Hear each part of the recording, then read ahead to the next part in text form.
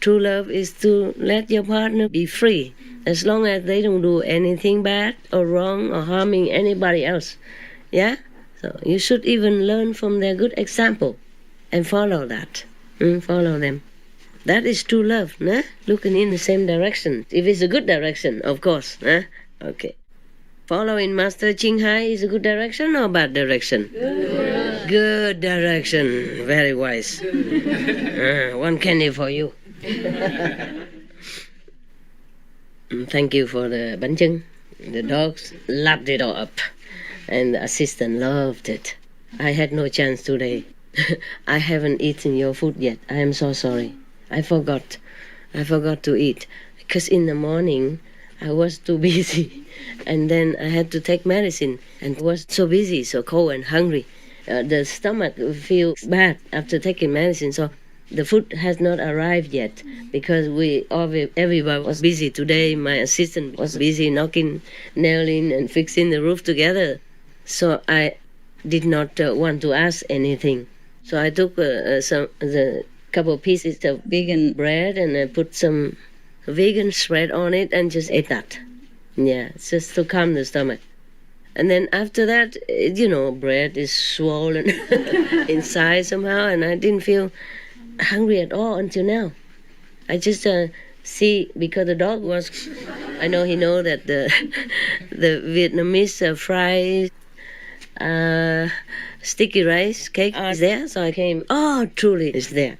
So I gave some to him and some to the assistant to keep them warm, working in the cold, wet through, even with the raincoats, yeah. I was also running up and down and wet also. Because the path is so small, the umbrella doesn't always pass, And if I try to make the umbrella smaller by reducing it from inside, then all the water shook on me also. Silly woman. So I forgot that I haven't eaten anything until now. I mean, since the morning. Because today everybody's busy, So I thought maybe she's also busy helping everybody. So I didn't want to bother. Yeah, so I thought anything just to calm the stomach, and then I can eat later. And then I forgot, because I've been working on my roof. I have to clean the house also. And then we jump onto the dog's hut, and etc., etc. And the house is always messy because of rain, and there's always something to do. And the dog brings in all these thorns and shake it all over my house again. Because I open the door, let him in and out because it's raining. And then I have to work again. And when you're working, you forget, You forget to eat, yeah. But I will, okay? I share with them these spring rolls, summer rolls, and I ate the sticky cake already. I will eat the rest or some later. Where are we now? But thank you anyway, huh? Thank you. Okay. Saw filling a cart with the 7 kinds of precious stones and disguising himself as cucumbers. He drove into the city of Benares. How can a cucumber drive himself with a cart full of gold? Probably a cucumber seller or something. I don't know, I have to read on. I haven't read the story. But I just read some before, and I knew it's going to be a good story. Not like the other book. I read most of the stories before I read it to you. I choose, because I read some. They're so gruesome, so I didn't want to take a chance, Therefore, I read most of all the stories I read to you. This, I have not had a chance yet. It's new. And then I was sick, I don't feel like reading much. So I didn't check, but I knew it's going to be a good story, because I just read some, I was just turning the pages knowing that it explained to people what kind of precepts you keep and what kind of merit you have, and how a charitable deed will bring you a heavenly fruit, heavenly birth, yeah? Etc., etc. So I knew it's going to be a good story, so I didn't have to check it. So I don't know why filling a cart with 7 kinds of precious stones No. The stones, precious stone disguised as cucumbers. Not him. He drove into the city. Sometimes I didn't write it very clearly, you know? Yeah. He drove into the city of Benares. Come, get cucumbers, he cried loud as he entered the street. But when people came to him with coins in their hands, he said, I do not part with my cucumbers for a price. He said, come get cucumbers when people came to buy themselves. On what terms do you part with them then? They asked. I give them to the woman that keeps the precepts. He replied, Master, what do you mean by precepts? Are they black or brown or some other color? How wise, huh? Imagine people didn't even know what precepts are in that day. Many people still don't know nowadays, huh? Yeah. Sometimes they think they're Christians or they think they're Buddhist, but they don't really keep precepts. Because if you do keep 5 precepts only, then you don't eat animals, because thou shalt not kill, thou shalt not harm others. And if you eat the fish or the animals, that means you're harming them, either directly or indirectly. Because if you don't eat, people don't kill for you. Huh? So he just taught his wife the 5 precepts, and she kept them. So she didn't eat any live fish, you see? Yeah. Now, so the Sakra, in the form of a vendor, said, you don't even know what precepts are? Much less will you keep them. I will give my cucumbers to the woman who keeps the precepts only. Yeah.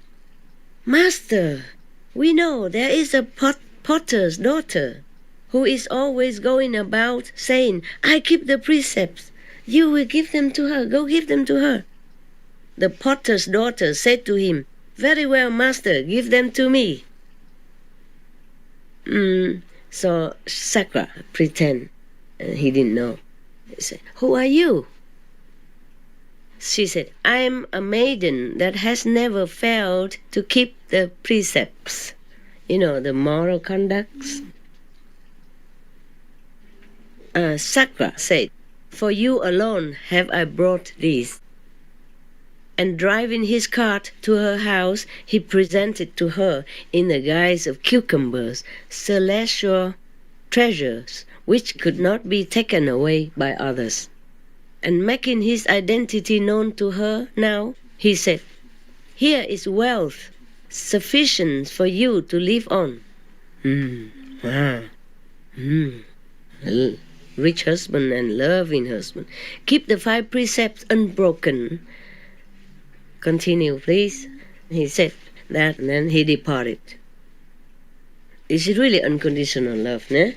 Not that like he liked to linger there to, because he needed her, or stay around with her because he's lonely, or he really needed her, anything.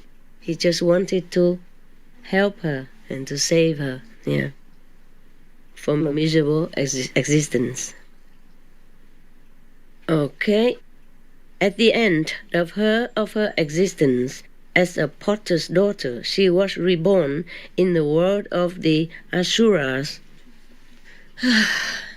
as the daughter of Vipasiti, king of Asuras. It's already promoted, upgraded, but still far away from her husband's kingdom yet.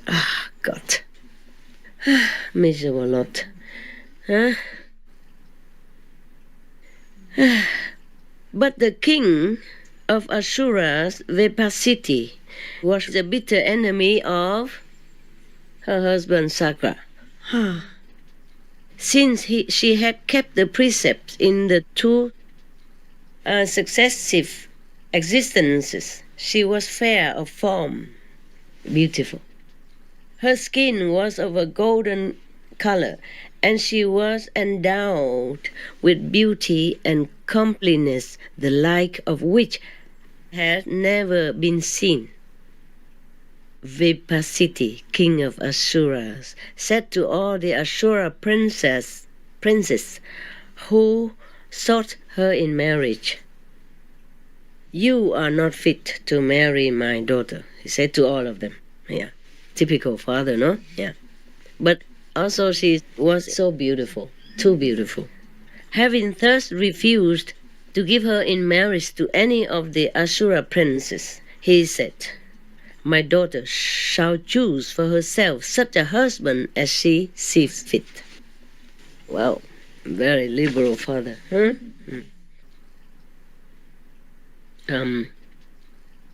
Chamomile? Yeah.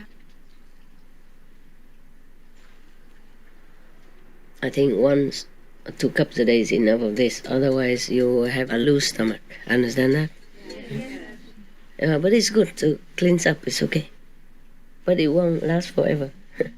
It probably cleans up every bad thing and flushes it out. But if you need to work, then be careful. Okay? You can't leave your computer every 5 minutes and say, boss, I'm sorry.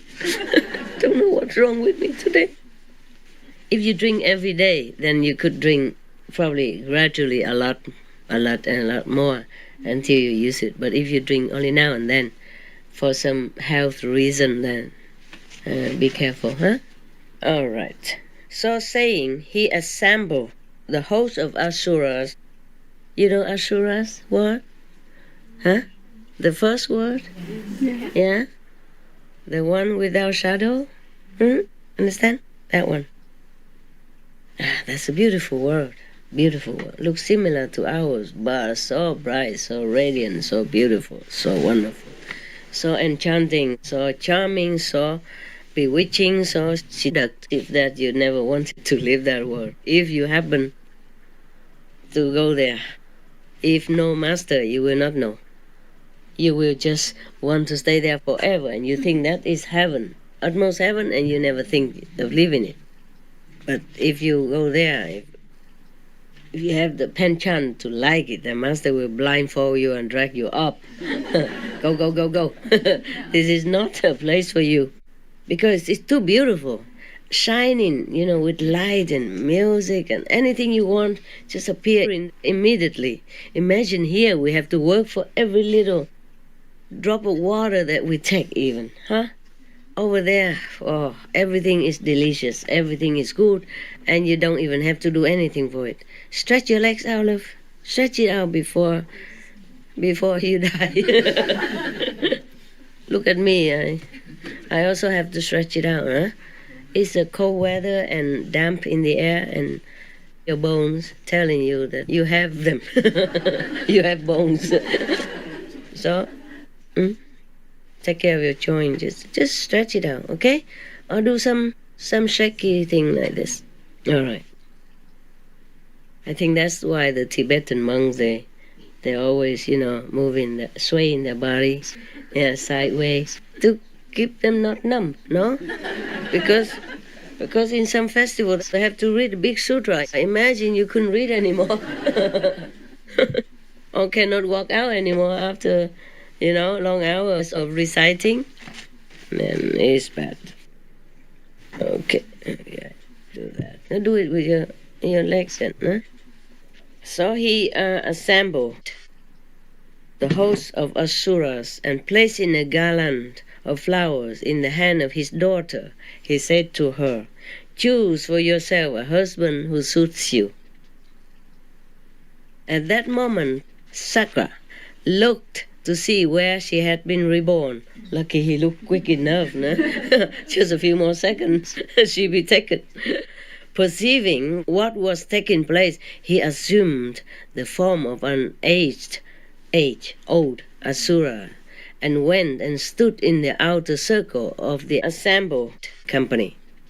The daughter of Vipasiti looked this way and that way, suddenly, because in the previous state of existence she had lived with Sakra.